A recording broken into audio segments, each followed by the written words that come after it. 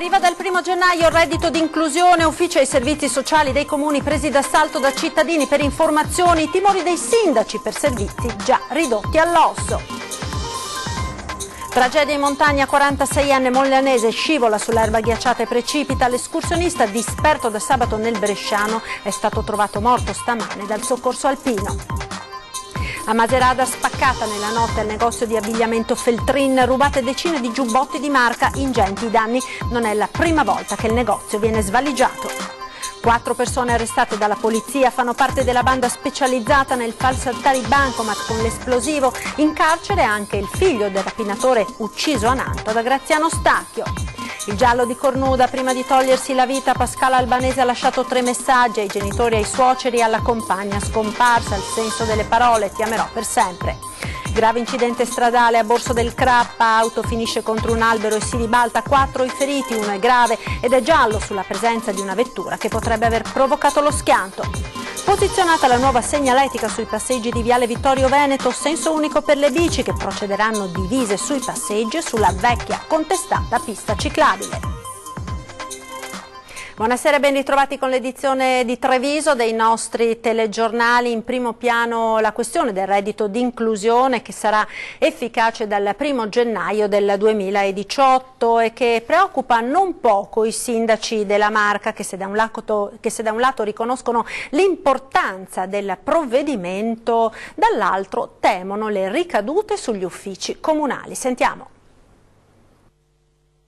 Solo oggi ne abbiamo ricevute 30 di domande. In 3 giorni di apertura degli sportelli ai servizi alla persona abbiamo già ricevuto una ventina di richieste. A Treviso, agli sportelli di Viale Vittorio Veneto, solo oggi sono stati 110 gli accessi per avere informazioni sul reddito di inclusione, il pacchetto di misure del governo per contrastare la povertà e per incentivare l'inserimento sociale. E nel capoluogo della Marca i servizi sociali hanno già fissato appuntamenti fino ai primi giorni di febbraio. Uffici comunali dunque presi d'assalto, sono proprio i municipi, soggetti incaricati a valutare le domande e a realizzare dei progetti personalizzati per il singolo cittadino o nucleo familiare. Un lavoro lungo e complesso che preoccupa non poco i sindaci della Marca. Che è giusto concettualmente, perché non è un assistenzialismo, ma invece qualcosa di propositivo, di inclusivo, è giusto il concetto, però comporta una mole di lavoro che purtroppo il numero di dipendenti comunali non riesce a soddisfare. Lo spirito dell'iniziativa, il principio è molto positivo, però come al solito noi comuni soffriamo di mancanza di risorse, c'è un forte aggravio di carico su quelli che sono i servizi sociali. Se da una parte anche si vorrebbe per la presentazione di domanda poter fare anche un accordo magari con i CAF, successivamente è una parte professionale come quella dell'assistente sociale che deve organizzare un progetto per ogni cittadino, quindi ulteriore lavoro rispetto a quello che già l'assistente sociale seguiva e segue. Come sempre si demanda e noi siamo l'ultimo anello della catena e siamo quelli che lavorano di più. A preoccupare sono anche le tempistiche strette, una ventina di giorni per espletare la pratica, così i comuni si organizzano per limitare i disagi per i cittadini. Le assistenti sociali sono bravissime, sono già organizzate, però vuol dire che la lista d'attesa si allunga perché loro sono già impegnati su molti fronti. Abbiamo deciso di convocare i cittadini nel momento in cui fanno la domanda, quindi diamo l'appuntamento, se poi la domanda viene accolta, benissimo, facciamo l'appuntamento, altrimenti lo annulliamo. E arriva anche una proposta. Chiedere che sia abbinata a questa legge anche la possibilità di avere risorse aggiuntive per la gestione delle stesse domande. Ed ora la cronaca, 46enne moglianese scivola sull'erba ghiacciata e precipita. L'escursionista disperso da sabato nel Bresciano è stato ritrovato morto questa mattina. È stato ritrovato stamattina il cadavere di Enrico Usai, l'escursionista di Mogliano di 46 anni disperso da sabato nella zona di Punta Almana sopra Sale Maresino nel Bresciano. Dopo aver perlustrato i luoghi in cui si presumeva potesse essersi diretto, i soccorritori hanno trovato tracce del suo passaggio in prossimità di un canale molto ripido. Mentre le squadre territoriali del soccorso alpino bresciano con i colleghi della Guardia di Finanza si stavano avvicinando, l'elicottero ha individuato il corpo del 46enne dall'alto. Secondo la prima ricostruzione dei fatti, fatti l'uomo sarebbe scivolato lungo il pendio sull'erba ghiacciata, cadendo per una ventina di metri da un roccione. I traumi riportati ne hanno provocato il decesso. Grande appassionato di montagna, Enrico Usai amava trascorrere il tempo libero facendo lunghe escursioni. Il 46enne era oramai di casa a Clusane di Iseo, dove si era trasferito per lavorare in una ditta di Sarezzo. Lunedì avrebbe dovuto trovarsi in Germania per una trasferta di lavoro, ma non è mai arrivato a destinazione, così i colleghi hanno dato l'allarme. La denuncia di scomparsa è stata presentata solo martedì mattina alla stazione dei Carabinieri di Conegliano Veneto, comune d'origine del 46enne, e sono immediatamente scattate le ricerche. E a Macerata ora spaccata nella notte al negozio di abbigliamento Feltrin, Ingento, Bottino e Danni. Sentiamo. Sono entrati con la macchina, hanno sfondato le vetrine e ci hanno portato via i giubbotti, quelli più costosi. 1:30 del mattino, una banda arrivata sul posto con un'auto e un furgone dall'assalto al negozio di abbigliamento Feltrin di via Montegrappa a Macerata sul Piave, l'ha spaccata con una Renault e-Space. È stato un vicino a chiamare il 112. Ho sentito una botta, l'allarme che partiva, logicamente il furgone era dentro per la vetrata.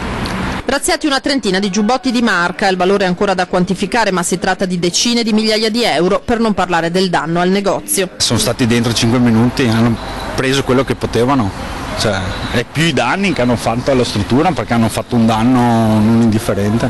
Noi dopo 5 minuti siamo arrivati, però erano già partiti, cioè, quindi sono stati velocissimi, ma erano sicuramente in 5 per fare una cosa del genere. Non è la prima volta che il punto vendita viene svaligiato. Era già successo 10 anni fa, già successo, è che dopo noi abbiamo chiuso tutto, ci siamo ben protetti, ma ancora non basta. Ti fa passare la voglia di lavorare, diciamo. Ci vuole più vigilanza, più controllo nel territorio. Quello che manca è un problema proprio di sicurezza. E anche se li avessero presi, stamattina sarebbero già fuori. È come andare a portare l'acqua all'orto con un secchio bucato. O modifichiamo questo, altrimenti. Sgominata la banda dell'esplosivo, arrestati in 4, sentiamo. Il blitz della polizia è scattato questa mattina, alle prime luci dell'alba, l'irruzione nelle abitazioni. In manette sono finite 4 persone, si tratta di Teddy Battistutti, 28 anni, residente a Trevignano, Kevin Bosco, 21 anni, di Gorgo al Monticano, Alan Cassol, 21enne, di Treviso, ed infine Sonny Gabrieli, 22 anni, di Rosà, nel Vicentino. Nome di spicco nella criminalità: Alan Cassol, già arrestato, figlio di Albano Cassol, il nomade ucciso dal benzinaio Graziano Stacchio durante una rapina ad una gioielleria a Ponte di Nanto.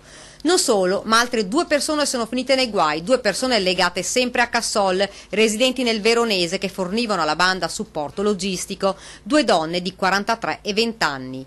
I 4 della banda sono indagati in concorso per porto e detenzione illegale di esplosivi, riciclaggio, furto aggravato, furto in abitazione. Colpi messi a segno in varie località del Veneto, tra i quali anche Treviso, del Friuli Venezia Giulia e dell'Emilia Romagna. Il loro modus operandi era sempre il medesimo. La banda si serviva di un'auto pulita per arrivare fino alla vettura rubata, che utilizzavano poi per compiere i reati. Nel mirino dei 4 soprattutto i bancomat degli istituti di credito, che facevano saltare con ordigni ad alto potenziale le cosiddette marmotte. Non solo, sono attribuiti a loro anche numerosi reati contro il patrimonio, furti in abitazioni, in aziende, negozi, benzinai. Il gruppo ben organizzato agiva sempre di notte e a volto coperto. Tutti hanno già alle spalle numerosi reati. Le indagini della Questura di Pordenone, eseguite in collaborazione con la squadra mobile di Treviso, sono tutt'altro che concluse. Nelle prossime ore potrebbero esserci altre novità. E Guardia di Finanza in azione a Paese, sequestrato il tesoro degli Udorovic. Gli uomini della Guardia di Finanza hanno fatto irruzione a Paese nelle abitazioni degli Udorovic, sequestrato il tesoro in base alla legge antimafia che intacca i beni ottenuti attraverso attività illecita. Le Fiamme Gialle hanno messo i sigilli su parte dei beni del clan che vive da anni alle porte di Treviso. Si tratta di un appartamento, alcune auto, terreni e conti correnti per un valore di circa 600.000 euro. L'operazione è arrivata quando il Tribunale ha accettato la richiesta del pubblico ministero Omar De Donà, che ha coordinato la lunga indagine svolta negli ultimi anni dalla Guardia di Finanza. Ora la palla passa alla Corte d'Appello, a cui 9 ne ricorreranno per evitare che il tesoro confiscato passi nelle mani dello Stato. E a Casale sul Sile, avvertiti distintamente dall'agente i colpi esplosi in aria per bloccare dei ladri in fuga. È accaduto ieri sera proprio vicino ad una scuola. Spari in aria per tentare di bloccare dei ladri in fuga, colpi distintamente avvertiti da alcuni genitori che nella vicina scuola erano a colloquio con gli insegnanti e che sono stati invitati dalle forze dell'ordine, subito contattate, a non uscire dall'edificio. È accaduto ieri sera a Casale sul Sile, teatro di un rocambolesco inseguimento immediatamente segnalato sui social network dai residenti, che hanno affermato di aver chiaramente avvertito gli spari nella zona di via Filzi, notizia che subito si è diffusa e che le forze dell'ordine hanno di lì a poco spiegato. I carabinieri, primi a incrociare la macchina, un Audi Q3 risultata rubata qualche giorno fa nell'Interland di Treviso. I due a bordo alla vista dell'auto dell'arma si sono dati alla fuga, da lì l'inseguimento ad alta velocità. La vettura è stata poi intercettata da una volante della polizia in comune di Mogliano Veneto, all'altezza di Bonisiolo. I malviventi sono stati costretti ad abbandonare l'Audi, poi recuperata, riuscendo a scappare a piedi nei campi dove hanno fatto perdere le proprie tracce. E torniamo ancora a parlare del giallo di Cornuda di Sofia, la 43enne ucraina scomparsa ormai da 20 giorni. Sentiamo. Ovunque tu sia ti amerò per sempre. È questo il senso delle parole d'amore di un uomo disperato che sa di non poter più vivere con la sua donna. Daniel Pascal, prima di togliersi la vita, ha scritto 3 lettere. Una alla sua amata Sofia, l'altra ai genitori e l'ultima ai suoceri. Uno straziante saluto alle persone che gli erano più care. Intanto, sul fronte delle indagini, la settimana prossima arriveranno i RIS, che avranno il compito di analizzare la casa della coppia, Cornuda e le 2 auto. E dopo giorni e giorni di ricerche, gli uomini del soccorso questa mattina sono tornati sul valico Forcella Moscaccin, da dove è partito tutto. E proprio lì, in un parcheggio, era stata trovata la macchina di Sofia, 43 anni, ucraina, scomparsa dal 17 novembre. Non solo, ma 3 gazzelle dei carabinieri questa mattina hanno percorso un sentiero nel bosco fino ad un corso d'acqua. Ricerche che si sono concentrate così nuovamente a Maser. Battuti a tappeto anche i casolari, i fabbricati, gli edifici abbandonati, ma non vengono tralasciati nemmeno canali e torrenti. Per tutta la giornata, inoltre, lungo la strada, sempre nel comune, ci sono stati posti di blocco degli uomini dell'arma. Fino ad ora le ricerche non hanno avuto esito, ma il giallo è sempre più inquietante. La procura ha aperto un fascicolo per sequestro di persona e omicidio. Dov'è finita Sofia? Sotto la lente di ingrandimento la vita della 43enne. Intanto si attendono i prelievi effettuati sul corpo del compagno Daniel Pascal Albanese, 50 anni, che si è ucciso impiccandosi nella sua casa. Un suicidio apparente per i legali della famiglia, l'ombra di una terza persona dietro a questo giallo. Intanto fissati i funerali dell'uomo, che si terranno alle 10 nella chiesa parrocchiale di Cornuda. E grave incidente stradale questa mattina a Borso del Grappa.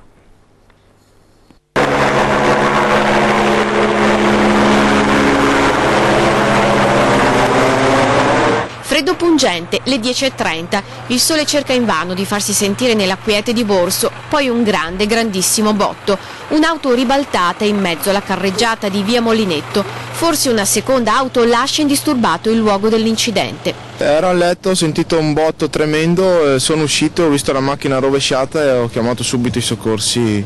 A bordo 4 persone, tra i 30 e i 50 anni. Arrivano immediati soccorsi che trasporteranno i feriti, uno in condizioni critiche e 3 meno gravi, tra gli ospedali di Bassano e Castelfranco. L'elicottero del SUEM di Treviso si leverà in volo invece verso il Cafoncello. Stando alle prime informazioni, l'auto, forse per evitare uno scontro frontale con una seconda auto, è sbandata, ha sbattuto violentemente contro il platano sul limitare della strada e si è ribaltata. Dall'Albania i 4 feriti. Sono qua per vacanza, 4 giorni. Mi ha detto l'autista che ha cercato di evitare uno scontro frontale con uno che stava sorpassando e ha optato per andare addosso all'albero piuttosto che addosso all'altra macchina. Erano coscienti, però non me la sentivo di rovesciare l'auto perché dopo ho detto si facevano altre botte, insomma. La municipale di Borso del Grappa sta ancora vagliando le testimonianze per ricostruire la dinamica dell'incidente. E 2 donne sono rimaste invece ferite nel primo pomeriggio a San Biagio di Callalta. Gravi incidenti intorno alle 14 lungo la Postumia a San Biagio di Callalta, coinvolte 2 vetture che provenivano da direzioni opposte e che si sono scontrate frontalmente. Una delle 2 auto nel violento impatto è finita nel fossato che costeggia la strada. Cosa abbia causato lo scontro è ora al vaglio della polizia locale di San Biagio, immediatamente intervenuta sul posto. Gli agenti hanno subito verificato le condizioni delle 2 donne che si trovavano a bordo dei mezzi coinvolti. La prima ad essere estratta è una donna di 60 anni alla guida della Lancia Y. Delicate le operazioni di soccorso, come delicato è stato l'intervento che ha interessato l'automobilista che si trovava nella Ford finita nel fossato.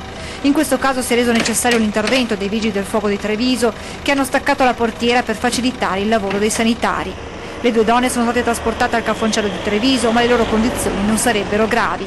Inevitabili le ripercussioni sul traffico lungo la Postumia, con code che hanno raggiunto diversi chilometri in entrambe le direzioni. Bimba che sta per soffocare, salvata al telefono da un carabiniere che ha spiegato alla mamma la manovra da effettuare. Sentiamo. Una caramella andata di traverso ad una bimba di appena 3 anni che rischia di morire soffocata. A salvarla la prontezza di un carabiniere che al telefono ha spiegato alla mamma come effettuare la manovra di disostruzione delle vie respiratorie. È accaduto ieri sera a Pieve di Soligo. A chiamare disperata al 112 una madre che chiedeva aiuto perché la sua piccina stava soffocando. È già cianotica, ha detto la mamma al militare, e non riesce a respirare. Il carabiniere, che aveva effettuato un corso specifico, ha spiegato al telefono alla donna la manovra da eseguire. Intervento che la mamma, senza farsi prendere dal panico, ha effettuato alla perfezione, riuscendo a far uscire il corpo estraneo e a salvare la bambina. Sul posto, nel frattempo, sono arrivati i sanitari del 118, ma fortunatamente la piccina stava già bene e non è stato necessario portarla all'ospedale. Imparare le manovre di disostruzione delle vie aeree è molto importante, non si stancano di ripetere i medici del 118 di Treviso, che organizzano anche delle giornate di informazione alla popolazione come quella che si vede nelle immagini. Sono manovre semplici che, come vedete, insomma, chi viene a trovarci oggi può imparare grazie all'aiuto degli infermieri, dei medici del 118. Purtroppo, insomma, queste sono evenienze che possono capitare, ma che, come vedete, insomma, sono facilmente gestibili se si sa quello che si deve fare. Per i bimbi nell'ultimo anno le chiamate al 118 sono state 1 migliaio e la cronaca recente racconta quanti stessero per soffocare per un boccone e siano stati salvati dal tempestivo intervento di qualcuno che conosceva la manovra di disostruzione. Saperle fare e fare bene anche in questo caso può cambiare la vita dei bambini e anche dei genitori, ovviamente. Ed ora qualche istante di pubblicità, linea alla regia.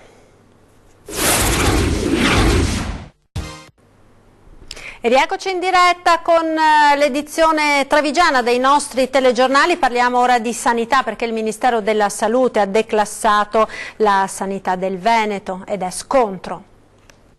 La sanità veneta precipita nella classifica del Ministero della Salute ed esce dalla lista delle regioni virtuose, ma è subito scontro. Il Veneto contesta la classifica realizzata con dati vecchi, mentre opposizione e sindacati che da tempo contestano le politiche sanitarie di Palazzo Balbi non si stupiscono. La documentazione del Ministero della Salute che declassa il Veneto è datata a metà novembre e fornisce alla conferenza Stato-Regioni i dati con i calcoli dell'indicatore per la qualità e l'efficienza, sui quali vengono individuate le regioni virtuose. Prima è arrivata la Toscana, seguita da Marche, Umbria, Emilia-Romagna e Lombardia. La sanità veneta è rimasta fuori, livelli di assistenza, qualità ed efficienza troppo bassi, una classifica che ha immediatamente suscitato la reazione di Palazzo Balbi, che ha chiesto il rinvio del voto della Commissione Salute della Conferenza delle Regioni, richiesta accolta. Io credo che a volte bisognerebbe anche capire come fanno queste classifiche. Sappiamo benissimo che il Ministero della Salute e lo Stato italiano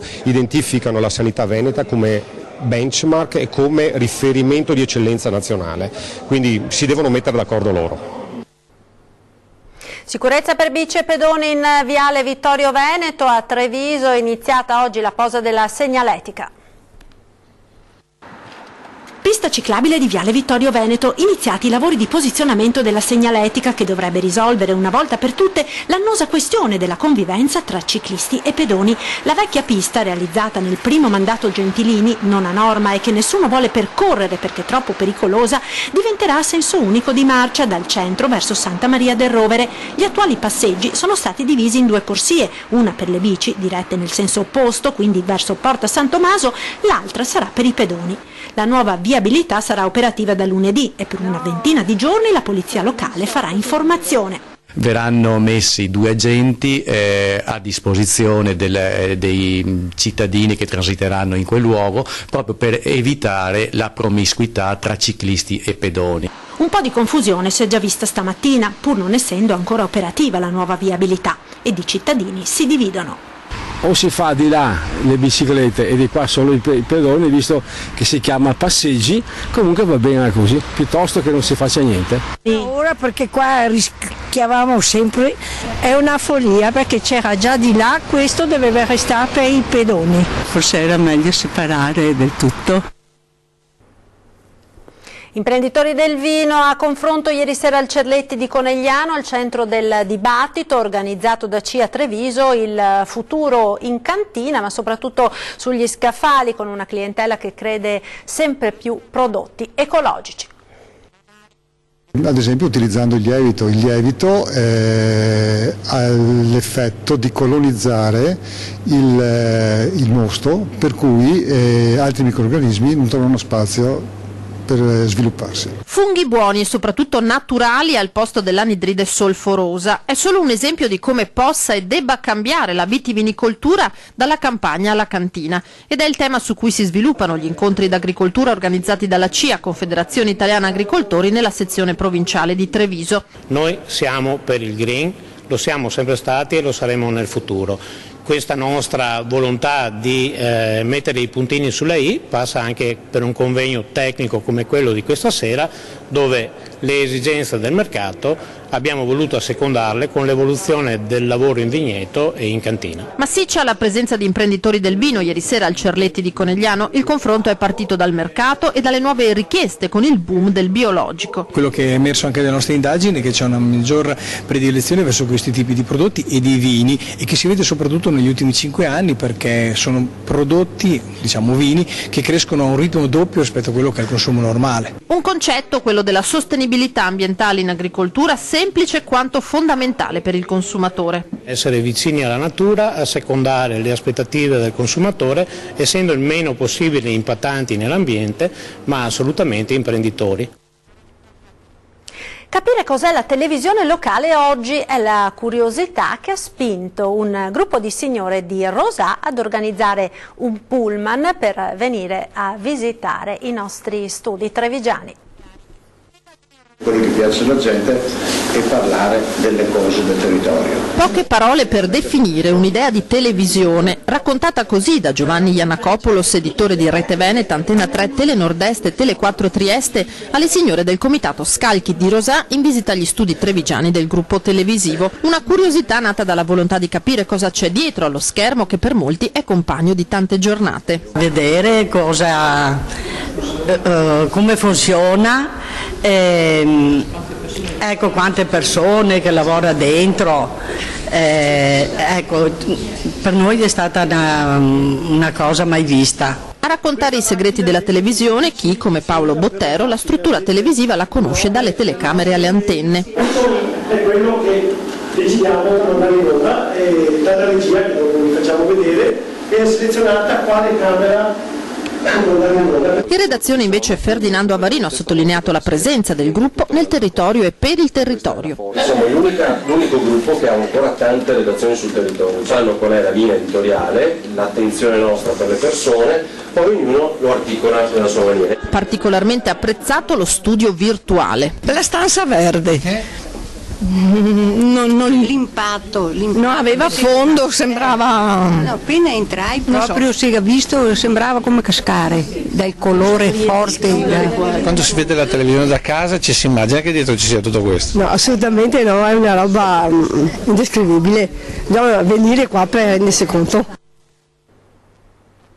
Ed è online il nuovo sito di Antenna 3 con più video, notizie, aggiornamenti costanti e tutte le produzioni della nostra emittente, Ring 20:10, La Zanzega e Ore 13, oltre ad agricoltura, tutte le edizioni intere di singoli servizi dei nostri telegiornali. Visitatelo dunque all'indirizzo www.antenna3.it, troverete nuovi contenuti, la programmazione giornaliera di Antenna 3 ed i nostri contatti. È attivo anche lo streaming per seguire attraverso computer e tablet la diretta TV. Insieme alla nuova app fa di Antenna 3 la TV più multimediale del Nord-Est. E siamo giunti al termine di questa edizione. Vi ricordo tra pochissimo l'appuntamento con 20 e 10. Questa sera si parlerà di autonomia con Giacomo Vendrame, segretario della CGIL di Treviso, ed il consigliere regionale della Lega Nord Luciano Sandonà.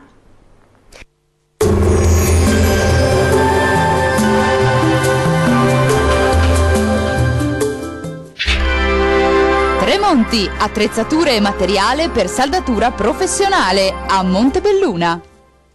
Alta pressione ancora prevalente sul nostro paese e dunque ci attende una giornata all'insegna del tempo stabile sulle nostre regioni. Vediamo il dettaglio del 7 dicembre. Sul Veneto foschie o nebbie sulle pianure, eccetto su quella veronese. Il cielo si presenterà spesso coperto sulle zone centrali, più sole in genere sui monti. Le temperature massime saranno comprese tra 4 e 9 gradi, i valori notturni tra -3 e 1 grado. Spostiamoci ora a vedere la situazione del Friuli Venezia Giulia. Giornata decisamente grigia su gran parte della pianura, anche localmente nebbiosa, con foschia e nubi basse, più sole sui settori di montagna. Diamo ora uno sguardo alla situazione delle temperature. Le massime saranno comprese tra 5 e 10 gradi, minime tra 0 e 6 gradi circa. Concludiamo con uno sguardo alla situazione meteorologica del Trentino Alto Adige. Ultimo giorno di alta pressione sulla nostra regione, il cielo si presenterà sereno o poco nuvoloso sull'Alto Adige, più nuvoloso in Trentino ma senza piogge associate. Vediamo anche in questo caso le temperature. Le massime sono previste intorno ai 4-5 gradi, valori minimi tra -7 e -5 gradi. Il mare sarà calmo sulle coste e quasi calmo al largo, i venti moderati da sud-ovest localmente deboli sulla laguna di Venezia. Dal meteo è tutto, arrivederci!